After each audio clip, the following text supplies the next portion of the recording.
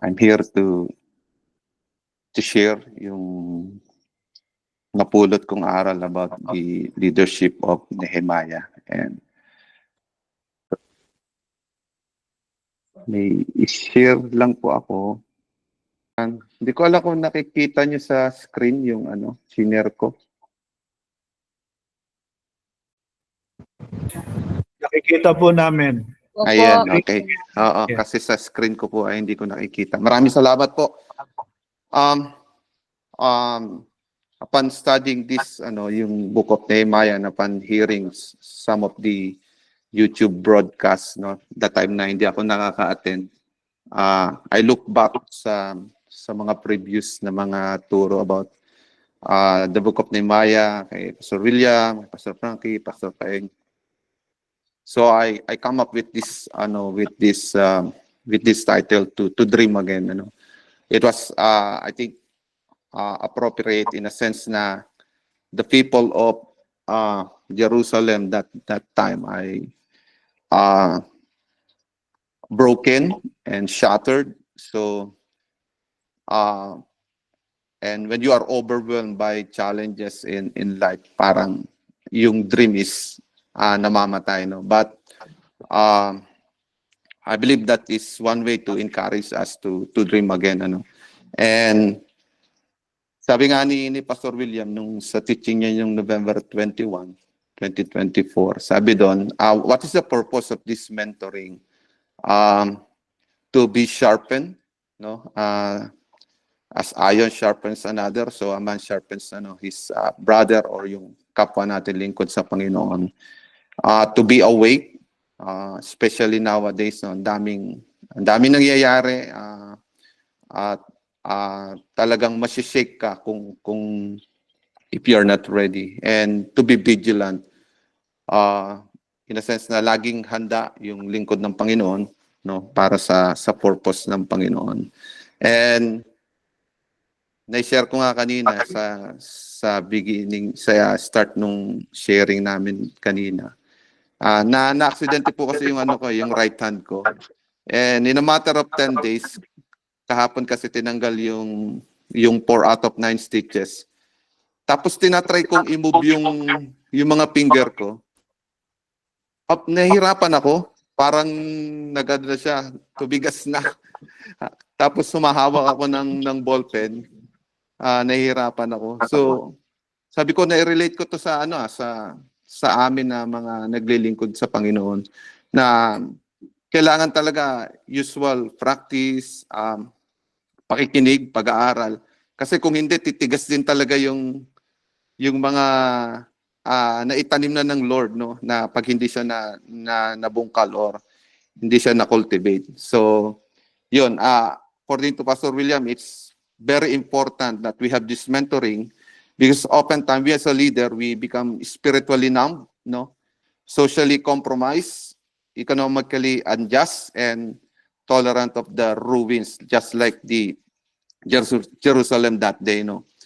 So, nagkaroon ako ng tanong while I'm studying this book of Nehemiah. Sabi ko, are there leaders inside the broken walls? Kasi kung if there are leaders, there must be someone who will stand up and say, hey, hindi ito yung plano ng Diyos, hindi ito yung purpose ng Diyos, Katulad ng mentoring na ginagawa natin, marami tayong natututunan at naipapaalala through each one of us sa mga naririnig natin or na i-share natin dito sa platform na to, So, yes, there are leaders in the broken walls for 114 years. But those leaders become accustomed to the broken walls. Parang nakasanayan na, no? Yes, there were leaders inside the broken walls of Jerusalem before and during Nehemiah's time, but they are not willing or they are not fulfilling their leadership role effectively until Nehemiah arrived. Now, sino po yung mga naroon na para magkaroon lang din tayo ng, additional insights? Sino yung mga naroon? Yung mga local Jewish officials, Jewish officials, tapos may mga religious leaders din. Oh, sorry. May mga religious leaders din na supposed to be ay the one who educate people or bringing revival, no, sa mindset na meron na yung mga tao na naroon. Nehemiah directly refers to the officials, the nobles, and the leaders of the people several times. No, these were community leaders already living in Jerusalem before Nehemiah arrived. Those were the elders, the priests, the nobles, and family heads. Most likely, they are appointed by the Persian rule or recognized under the Persian rule. They had also social and economic influence, but grown passive or compromise. Kasi siguro mahirap talaga na ibig sabihin to go against do sa ruler, so they become passive or compromising na lang. So ano yung mga naging problema? They become accustomed to the ruins and they tolerated injustice. Many of them were oppressing their own people through unjust lending and economic exploitation. Sabi nga sa Nehemiah chapter 5 verse 7, "Then I consulted myself and I rebuked the nobles and the rulers and said unto them, Ye exact usury every one of his brother." So pinaalala ito ni Nehemiah sa kanila because of the tolerated injustice, no? In Nehemiah chapter 4 verse 19 to 20, sabi, "The work is extensive and spread out, and we are widely separated from each other along the wall. Wherever you hear that sound of the trumpet, join us here. Our God will fight for us." So, pinukaw ni Nehemiah yung mga damdamin nitong mga Jewish officials na ito, no? Some nobles even refused to help rebuild, no? In fact, dapat sila na nga yung mga tao na magiging resources, no, na nagagawin ni Nehemiah, but nonetheless hindi ito yung nangyari. Sabi nga sa Nehemiah chapter 3 verse 5, "Next to them the Tekoites made repairs, but their nobles would not put their shoulders to the work under their supervisors." So makikita mo pa rin yung refusal nila, no, na eto na nga meron ng tao who would lead to fix the broken wall, and itong mga tao na ito ay unwilling, no, to submit, or sabi nga ni Nehemiah, to put their shoulders to work under their supervisors. So pangalawa is yung religious leaders, no. Some priests had returned with the earlier exiles like in Ezra's time, but their influence had diminished. Nehemiah had to reform the priesthood, reappoint Levites, and restore temple practices. In Nehemiah 13, verse 10 to 11, I also learned that the portions assigned to the Levites had not been given to them. So I rebuked the officials and asked them, "Why is the house of God neglected?" So ito yung pangalawang pagkakataon that Nehemiah ay kinats up yung kanilang mga atensyon. Bakit ganito yung ginagawa nyo, no? So the spiritual leader existed, but they were either discouraged, distracted, or disorganized. And many of the religious system had broken down. So what became the problem?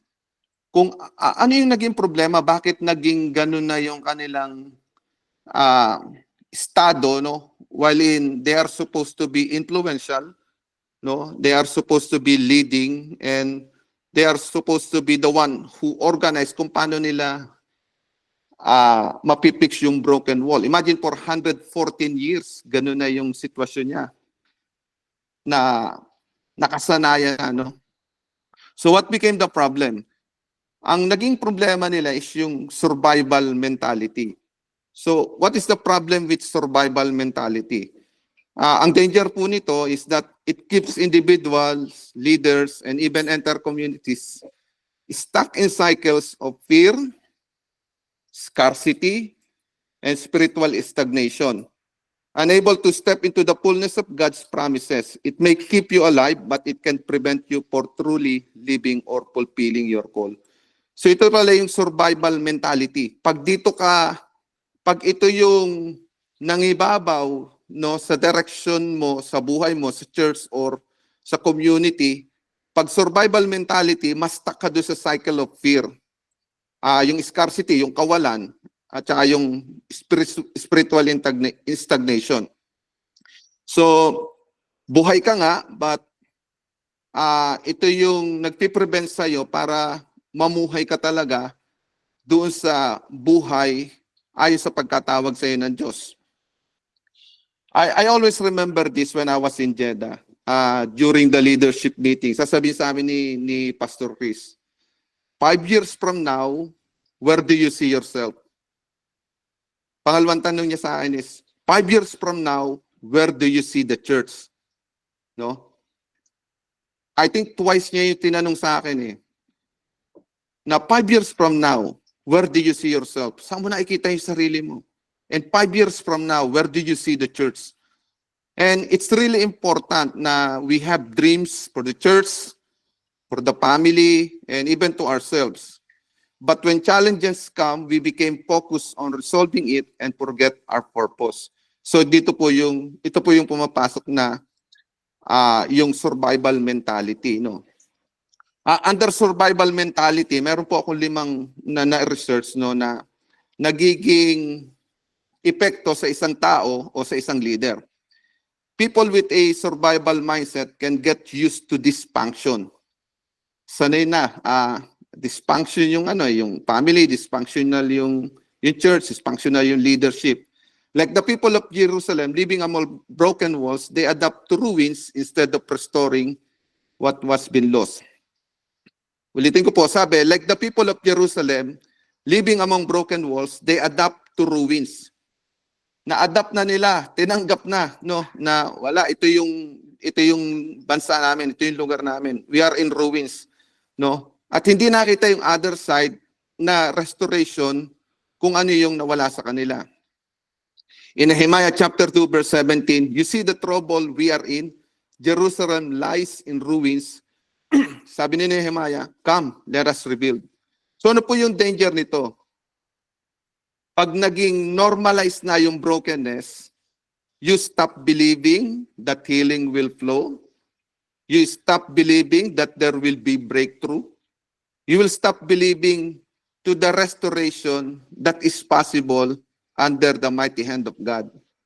So pangalawa po, sa survival mentality, it shrinks vision to the present only. Nakapokus lang do sa sa harap mo. Nakapokus ka do sa ano yung kakainin mo susunod, ano yung susweldohin mo sa susunod, or just getting through another day. Makalipas na lang, no? Ano po yung ginagawa nito sa atin? It kills faith and long-term vision. In Proverbs 29:18, where there is no vision, the people perish. Lagi po itong binabanggit nila, Pastor. And ang danger po nito, you stop dreaming, you stop planning, you live reactively, not purposefully. Ulitin ko po, ang danger po nito, pag nag-strict na yung vision to the present only, we stop dreaming, or we stop dreaming about the church, we stop planning, and we stop live reactively, not purposely. Pangatlo po, it breeds fear and insecurity. Nakakatakot pa naman yung fear, no? Pag nanganak ito o nabuo ito sa isang tao, pag ang tao ay ganito, ang leader ay ganito, survival mode is driven by fear. What if I lost this? What if I fail? Yun yung mahirap na laging katwiran no, na hindi ka makapag-step forward kasi baka magkamali ako, no? So it leads to anxiety, control issues, and sometimes selfishness. Kaya nga paalala in 2 Timothy chapter 2 verse 1 to 7, for God has not given us spirit of fear, but of power, of love, and of sound mind. So ano po yung danger pagka yung fear and insecurity ay nag-breed sa isipan ng isang leader? You may resist change. Ayaw natin ng pagbabago. Or we resist challenges, no? Kasi because it threatens yung safety zone or yung comfort zone na kung saan tayo ay komportable, no? Ayaw natin ng may mga pagbabago. Pang-apat po, survival mentality keeps our self-focus instead of mission focus. Yung survival mentality daw po, nagiging self-focus instead of mission focus. In survival mode, you're just trying to keep your head above water. Alam niyo po yung yung naluluno, di ba? You're just trying to keep yourself alive. Yun yung nangyari sa akin eh. Nung nadulas ako, instinctively, I try to hold something na magagrab ko to stabilize yung position ko. And then yun nga, napahawak ko doon sa head ng fire extinguisher, kaya nagkaroon ako ng 9 stitches, no, na wound laceration sa aking right palm. So that leaves a little energy for serving others. Pag nasa survival mode ka daw, you're trying to keep your head above water, there is only a little room or energy for serving others, for leading others, or growing spiritually, no, sa ating mga personal na buhay. In Philippians chapter 2 verse 4, ang paalala po sa atin, each of you should look not only to your own interests, but also to the interests of others.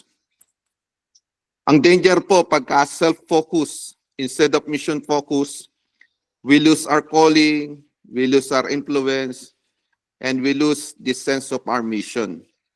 And alam po natin yon, pag yung buhay na nilalakaran natin as a leader is nawala na yung sense of mission, we just live every day, no? Parang makaraos lang. Or maitawid lang yung Sunday celebration, no? Or maitawid lang yung preaching. Last po sa survival mentality, it lacks faith and trust in God. Hinaharangan niya po yung pananampalataya at pag-asa sa Diyos. Survival mentality relies on human effort and control. But God calls us to trust Him even in the wilderness. In Proverbs 3:5, trust in the Lord with all your heart and lean not on your own understanding. In Romans chapter 1 verse 17, the righteous will live by faith. Now ano po yung danger pagka na-block po yung faith and trust natin sa God? You may depend more on your coping skills than on God's promises. So ang defense mechanism natin ay kung ano lang yung nakastack sa akin, no? Yun na lang ang gagamitin ko. And that's too dangerous, no? Pag ito po yung ginamit natin, no, which is kung focus or hindi na natin hinihingi sa Diyos yung bawat bagay o bawat step na gagawin natin, ano. And it's always true yung prayer ng Panginoong Jesus, yung model prayer, no, to ask God, no, about our daily bread sa araw-araw ng buhay natin, especially sa ministry. Kasi talagang it's complicated and it's quite challenging, no. Kaya pala tinuro to ng Panginoon kasi dependency is very important sa ating Panginoon, no. So ano po yung nais ng Diyos na mawala itong survival mentality na ito? Na palitan natin ito ng revival mindset. In Isaiah 43 verse 19, sabi doon, see, I am doing a new thing. Now it springs up. Do you not perceive it?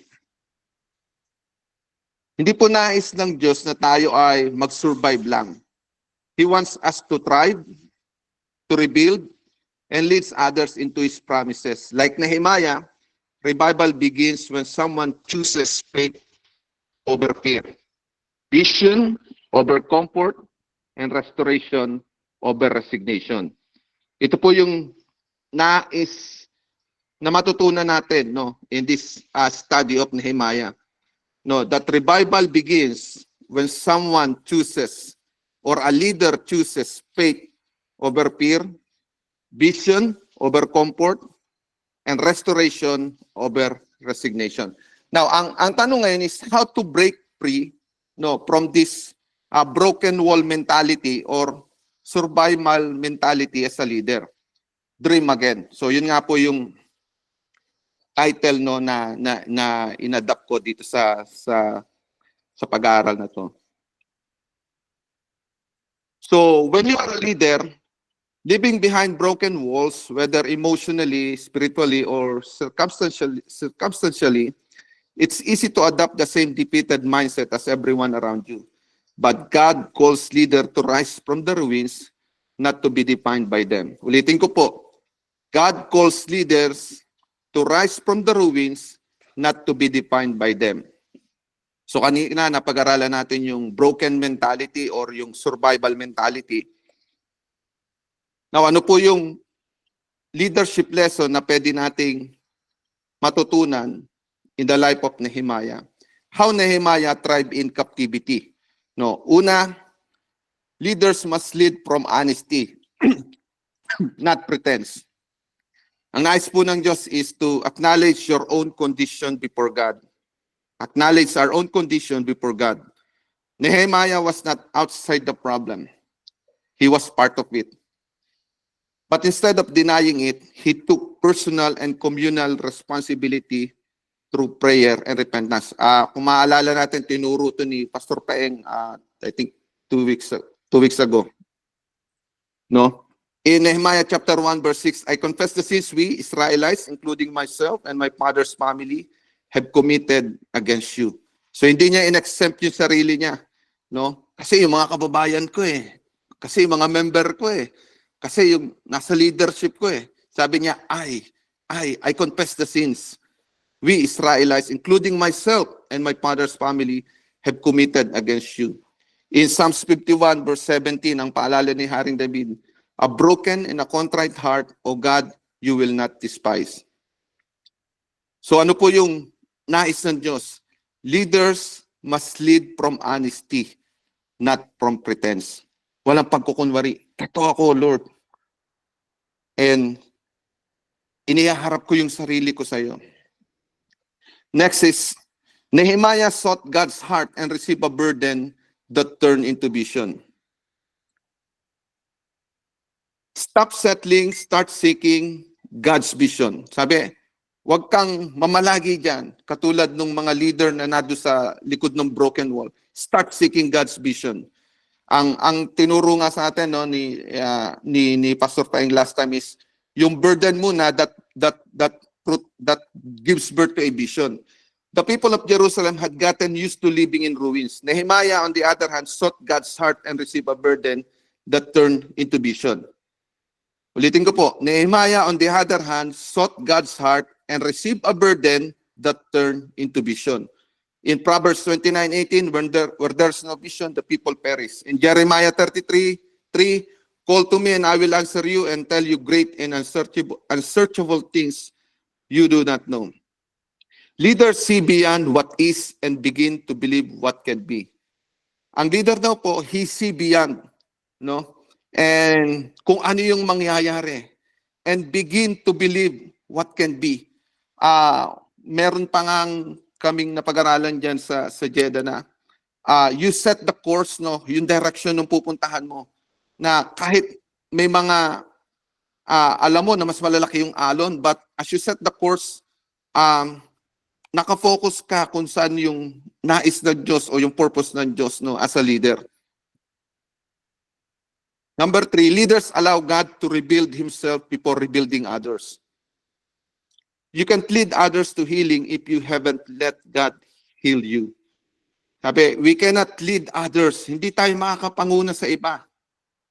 Into healing if you haven't let God heal you. Restoration begins in secret place before it's revealed in public work. Yung restoration po, nagmumula siya doon sa secret place. The time we spent in the presence of God, the time we spent reading His Word, the time we spent in prayer, doon nagsisimula yung restoration ng Lord. And bago siya mag-revealed in a public work.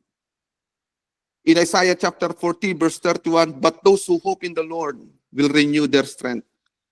In 2 Timothy chapter 2, verse 21, if anyone cleanses himself, he will be a vessel for honor, sanctified and useful to the master. Nabasa ko dun sa isang quote ni Jensen Franklin. Sabi niya, humility is not about putting yourself down. It's about lifting Jesus up. Kasi we as sa atin na tao, no, ang kaisipan natin pag nagpakumbaba ka, inamin mo yung mga kakulungan mo, pagkakamali mo, parang we put ourselves down. Pero sabi nga niya, pag naghumble ka, you put Jesus, you lift Jesus up, no? And putting yourself down. So yun po yung isang leadership qualities, no, na nais ng Diyos na makita sa bawat isang pastor o lingkod ng Panginoon. Leadership in ruin starts with surrender and renewal, no? Kung nasa ganung sitwasyon tayo, maaaring yung church, no, are in ruins, maaaring yung personally we are in ruins, or yung we as a leader is in ruins. Ang advice is to surrender and have the renewal kung paano si Nehemiah ay nag-pray and nag-fast para dito sa kanyang mga kababayan. Number 4. Nehemiah lived in exile, but he taught and prayed like a rebuilder. Ang lesson na makikita natin dito is to separate our environment from our identity. No, kasi ito minsan din yung nagiging problema, kasi yung lugar na sabihin natin yung tinitirhan mo, di ba? Medyo hindi maganda yung society. So minsan na-adapt na rin natin, no? Kaya nga minsan merong mga salita na sabihin natin yung salitang kanto nagagamit natin kahit hindi naman dapat, no? Yung mga salita na mga negatibo nagagamit natin, no, even hindi dapat, kasi na-adapt natin yung environment na ginagalawan natin. Living in ruin doesn't mean you are ruined, no? Kung namumuhay ka man dun sa wasak, no, na lugar, hindi po ibig sabihin na ito na ikaw ay wasak din. Nehemiah lived in an exile, but he taught and prayed like a rebuilder. Si Nehemiah, wala siya sa sarili niyang bayan. He was captive, no, by the Babylonian Empire, and yet he taught and prayed like a rebuilder. So in Romans 12:2, yung paalala sa atin, do not conform to the pattern of this world, but be transformed by the renewing of your mind. In 1 Peter chapter 2, verse 9, but you are a chosen people. This is our identity, a royal priesthood, a God's special possession. Your surroundings may be broken, but your identity in Christ is full. Yung calling natin, hindi magbabago. Yung purpose ng Lord, hindi magbabago yon. And it will come to pass, no, sa buhay ng bawat isa sa atin. Number 5 po is, cast vision even in the midst of ruin. Vision does not wait for circumstances to improve. It creates momentum. Nehemiah stood in the rubble and boldly declared hope. He called people to action while everything was still in ruins. Ginawa niya yung dapat niyang gawin, no? To set the revival para do sa kanyang mga kababayan. He called people. He announced his purpose. In Nehemiah chapter 2, verse 17 to 18, let us rebuild the wall of Jerusalem. And ang ganda nung reply. And they replied, let us start rebuilding. So it's a matter of setting a small fire, no, do sa maraming, sabi natin like dayami, and pag nagsimula yon, aapoy na talaga siya.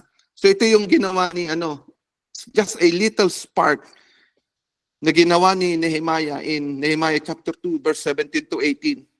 And sabi nung reply ng mga tao, let us start rebuilding. Yun lang pala yung hinihintay. But for 114 years, they are in ruin, and in just a matter of 52 days, na-rebuild nila yung wall. No? Bakit kailangan maghintay ng 114 years? Sa 52 days lang pala, pwede palang gawin. So it takes a person, no, a leader na mag-start ng spark, no? And they start rebuilding the broken wall. Sabi nga in Hebrews chapter 11 verse 1, now faith is the confidence in what we hope for and assurance about what we do not see. Vision doesn't wait for circumstances to improve. It creates momentum.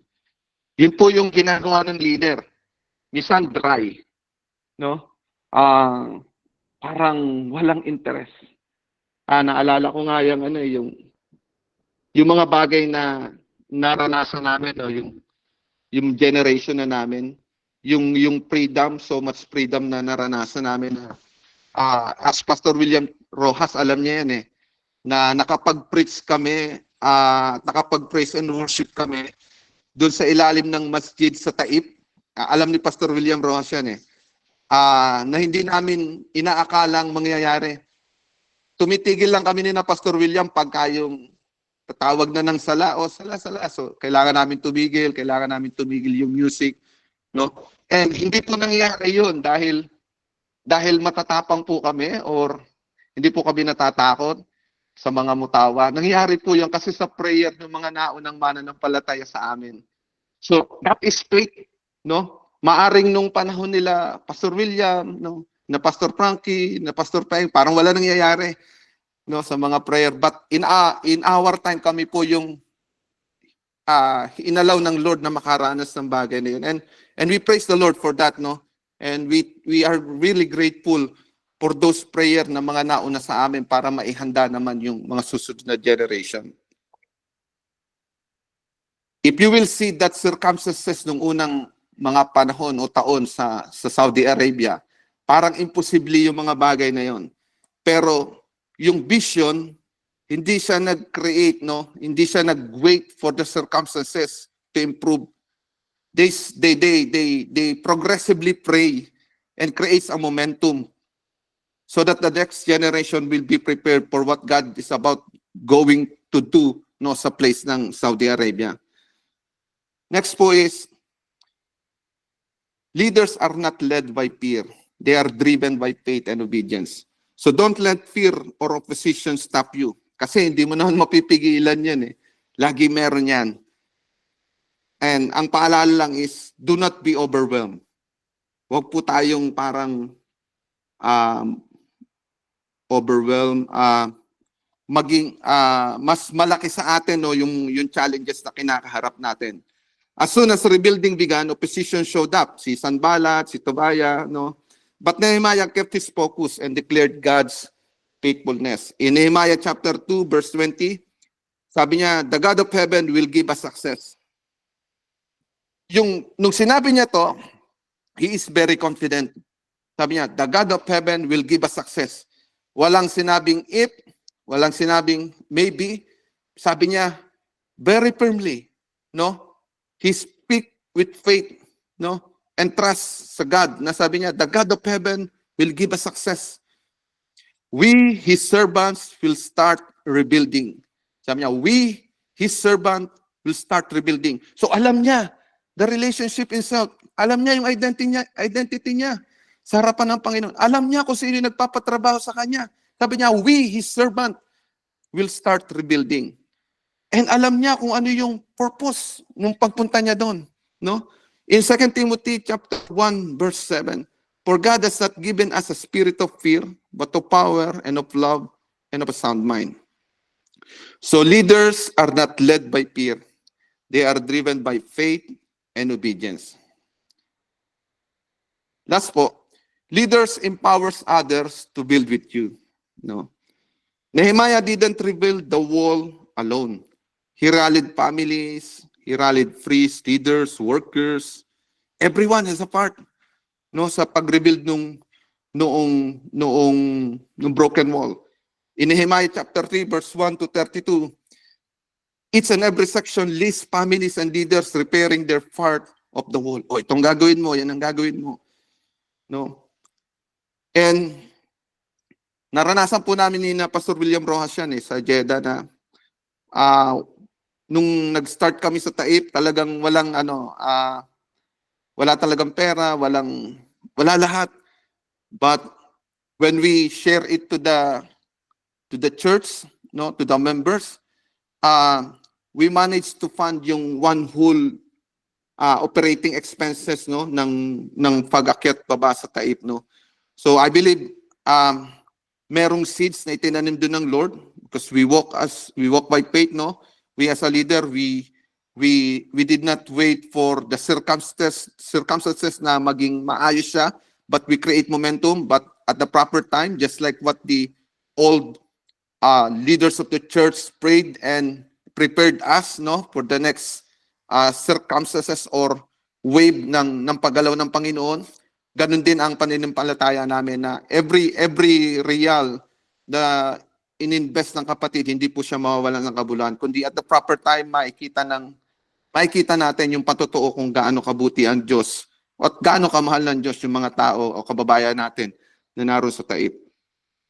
Hindi po nag-build si Nehemiah ng wall na mag-isa. In-encourage o in-influence niya yung mga families, yung priests, yung workers, no? Ang lahat merong parte doon sa ginagawa niya. Gaya po ng Ephesians chapter 4 verse 16, from him the whole body grows and builds itself up in love as its part does its work. Leadership is not a solo performance. It's about multiplication. So ito nga yung discipleship, no, na ginagawa natin through Pepsol, no, which is still ginagawa pa rin, no, sa Jeddah. Because people are come and go. Ang bilis ng transition ngayon. Hindi katulad nung unang mga panahon, no, na ang hinihintay mo, sabi nga ng may magtatanong, hanggang kailan kayo sa Saudi? Hanggang May. Hanggang May langis pala, no? Nasa Saudi pa rin. Kaya nga merong inabot na doon ng 60 years old, nasa Saudi pa rin. Pero yung time ngayon, hindi na siya ganon na katagal mong iisipin na pwede kang magtrabaho at magstay sa Saudi Arabia. Anytime, no? Ang bilis ng transition, kaya yung pag nag-encounter, sisimulan yung process, no, yung School of Leaders 1, School of Leaders 2, School of Leaders 3, tapos i-incorporate sa cell, and then from the cell, continue discipleship hanggang sa maging cell leader, no. Kung umuwi man siya, meron siyang sisimulan. Kung magpatuloy man siya sa Saudi Arabia, magagamit na siya sa paghayo o in going in evangelism. Kaya leadership is not solo, it's about multiplication. So lastly po, you may be a leader in ruins, but you're not of the ruins. God has not called you to survive, He's anointed you to rebuild. Hindi po tayo tinawag ng Diyos na kung tayo ay nanggaling sa environment or sa isang lugar na sabihin nating wasak, ay yun na tayo. Yun na yung identity natin. God has called us hindi lang para mag-survive. God has called us and anointed us to rebuild. To rebuild yung mga broken families, dysfunctional families na dinadala ng Diyos sa church, no? To yung mga estudyante na corrupt, no, ng society, yung mga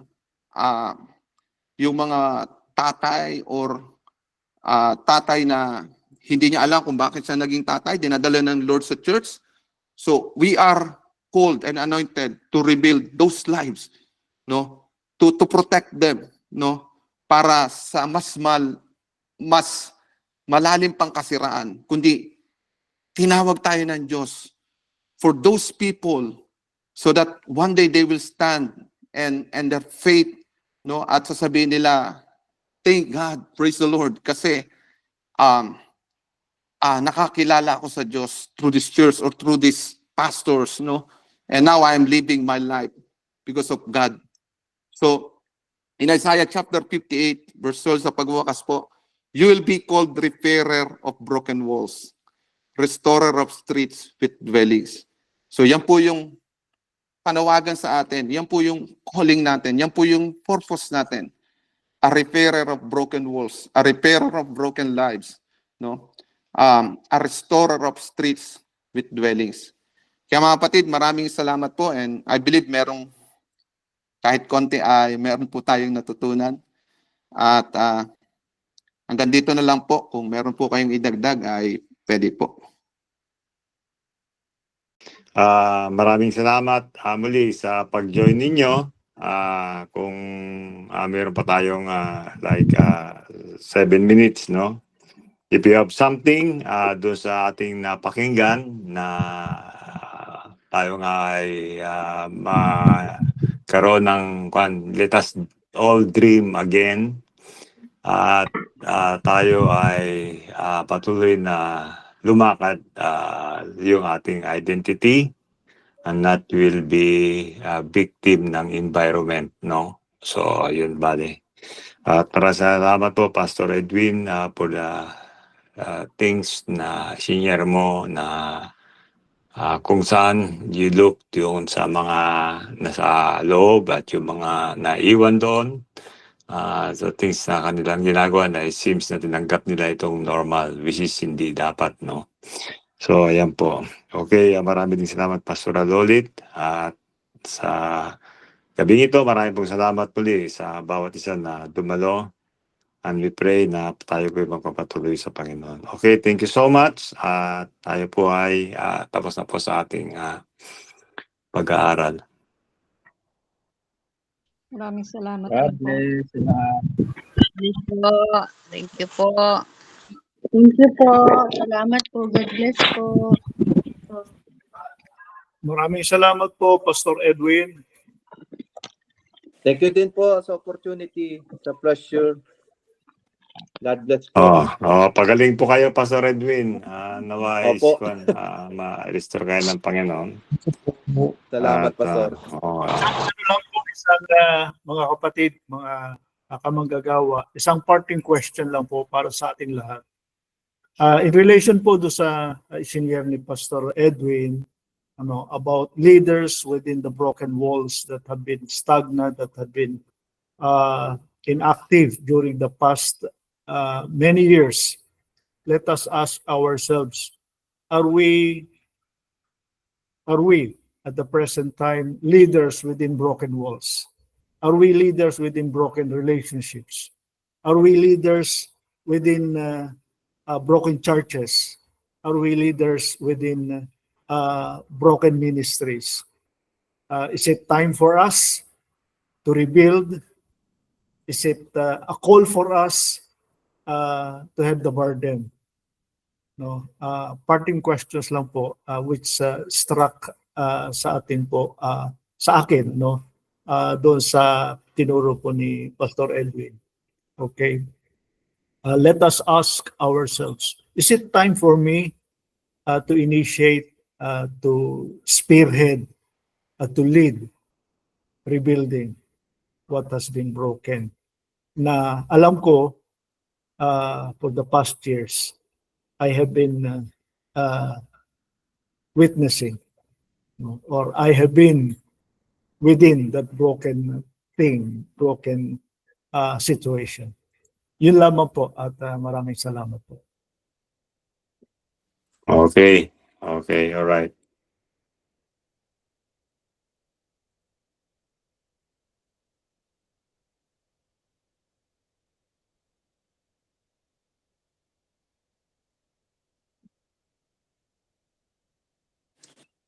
Isa yan sa naging tanong ko dito sa sa Australia. Maraming pastor, naging tanong ko to sa mga matatagal nang narito na mananampalataya. Maraming pastor ang pupunta rito, yet they cannot establish yung church, nahihirapan, and sabi ko, buti pa nga sa Saudi Arabia, kahit yung medyo struggle ka talaga pero nagpo-flourish ang church Pero dito na walang hadlang.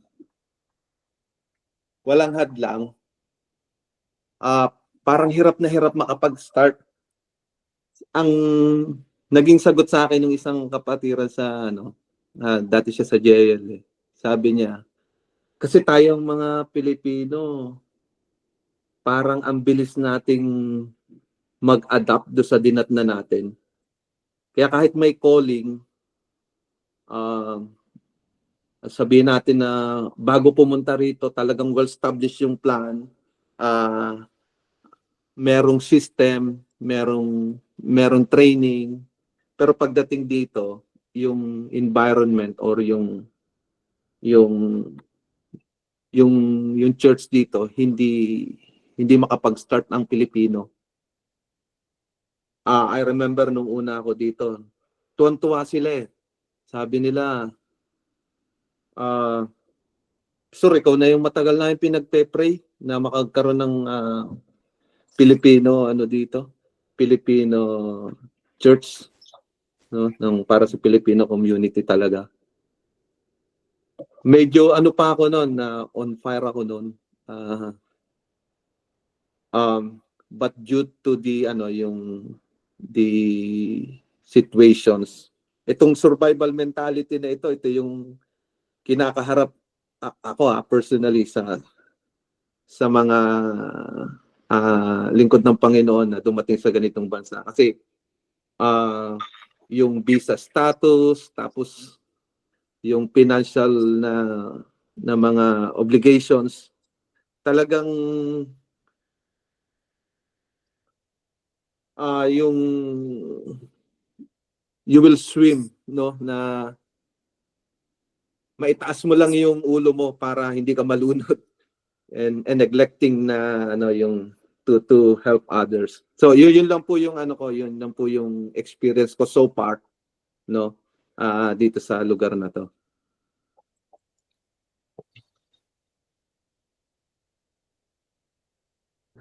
Pastor Edwin, yung senior mo, no, is very for us na makita natin yung what environment we are in, no, kung kinakailangan siyang i-change yung I should say decision mo to be a part of the tawag na transformation of the society. Kaya itong to dream again, no, is very I should say timely, no, para sa atin na makita natin yung situation. Sabi ko nga, I always say na we are in these last days na Jesus is victorious eh. Yun ang kanyang DNA, victory, winner. Yan po yung triumphant. Yan po yung kanyang ginawa, no. So connecting to his having this DNA, children of light. Ayan po. So galing tayo sa darkness. So we are children of light. Knowing our identity will really bring something na mabago yung environment. Ayan po. Maraming salamat. There's so much meat sa iyong ibinahagi for us na makita natin yung ating sarili na are we really building? Meron pang tinatawag na change na nangyayari, na tumataas ba yung moral ng tao, nababago ba ang buhay, kakaroon ba ng tinatawag na pagsisikap o pagiging pasipag, pananampalataya. That's a timely message para sa atin, no? So kaya naroon ang Panginoon to give us the direction and the hope and to dream again. Ayan nga, to dream again. Ayan, hindi pa huli ang lahat. We have still time. So ayun. At yung nga pala, salamat sa Panginoon, no, for us na ma-experience muli itong pag-visit sa mga local churches through invitation, of course, na to see yung mga kapatid. And we are excited, no, yung kay Pastor Christopher Española, no, yung kanyang place, talagang sabi ko nga sa lugar ng tubuhan, one day, magkakaroon ng magandang simbahan. Ayan po. At katulad doon sa Batangas City, kasi yan sa Batangas City, ang tawag nila dyan, bukid. Bukid yun sa kinaroroonan sa Siko. Tawag yan nila bukid. So, sino bang mag-aakala na sa bukid ay mayroong magandang simbahan? No? That's Batangas City. So, God is rising up, no? At ganoon din sa Dito Mabo, San Luis, Aurora, yung church doon meron lang silang tolda at saka yung hinabi-habi na kawayan. They are being ridiculed, no? Then God kumilos ang Panginoon, nag-build sila, may concrete, may bubong. So nagulat yung mga tao. God is good. At binigyan sila ng better place para magpuri. So ayun po. At sabi ko nga, we are rising, we are building, we are thriving by the grace of God. Yan po yung ginagawa ng Panginoon. So yan po. Alright. Pastor Israel, how are you? Kamusta ka na? Ayos lang naman po, Pastor. Nandito po sa Cavite ngayon. Wala kang tawag sa Indonesia? Actually po, nung nakarambuan, tinawagan po ako ng director namin doon. Ano nga daw po, tinatanong ko kung gusto kong bumalik doon. Sa akin, mag-ipon muna ako ng mag-ipon muna ako bago pumunta ulit doon kasi ang hirap pag wala ring pag wala ring pera. Ganun po. Basta tayo may tawag ng Panginoon sa iyo. Kung diyan ka nilagay ng Panginoon, sabi nga, ikaw ay lumago at magbunga sa lugar na nilagay sa iyo ng Panginoon. Okay. Pastor Ronald, do you have testimony?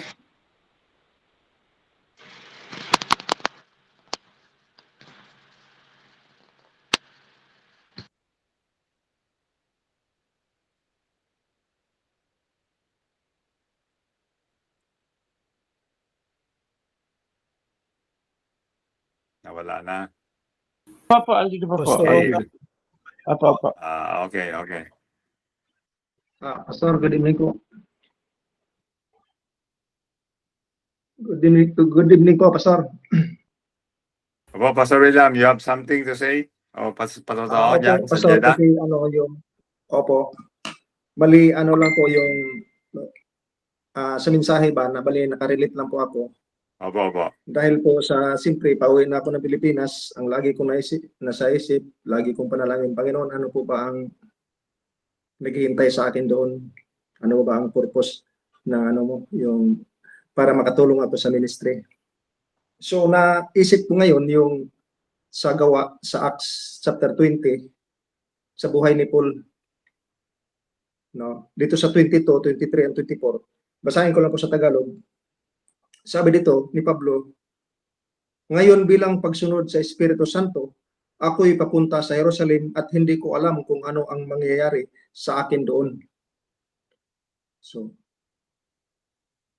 ang tanging nalaman ko ay ito, bawat bayang dinaanan ko, ipinahayag sa akin ng Espiritu Santo, ang naghihintay sa akin ay pagkabilanggo at kapighatian.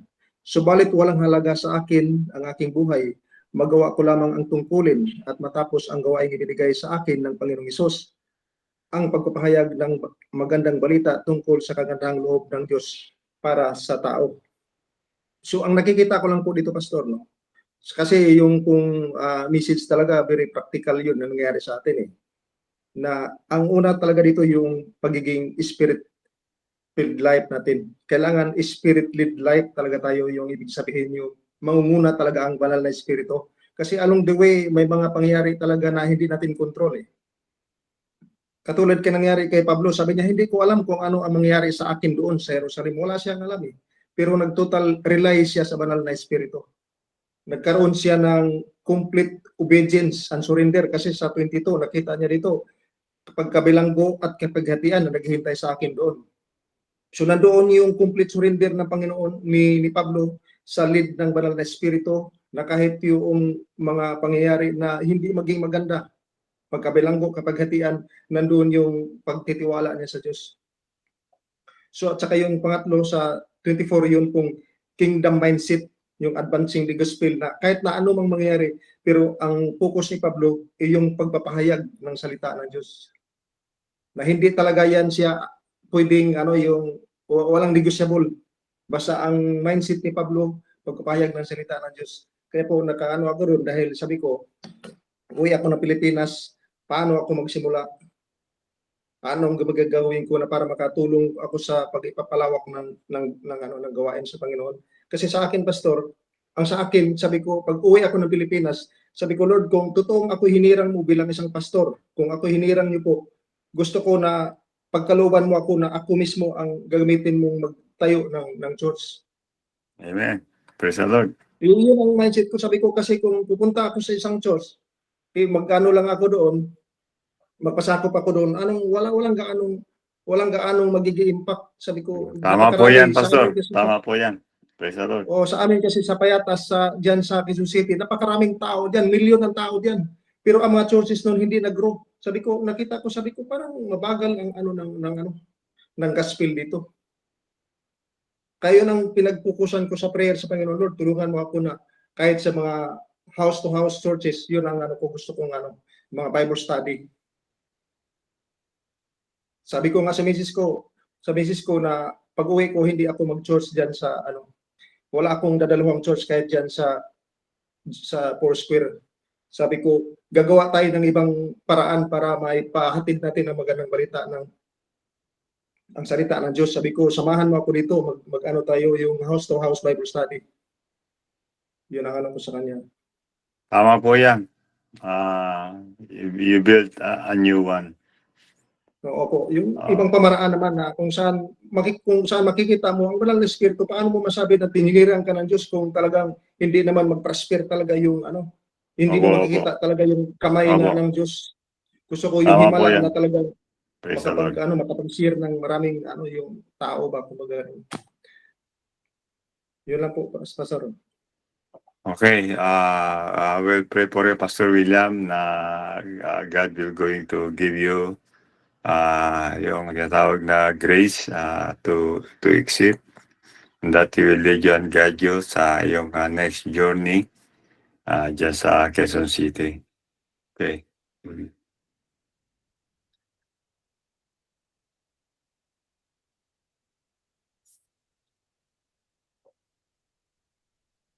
Meron pang gusto mag-share?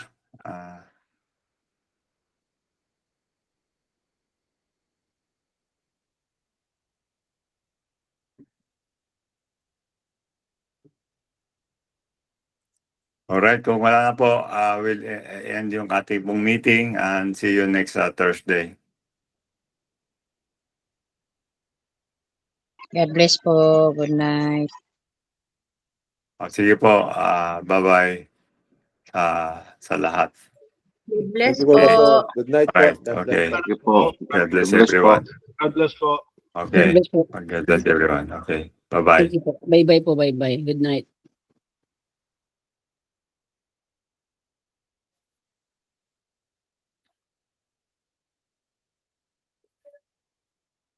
Magandang gabi po. God bless po. God bless. Maraming salamat.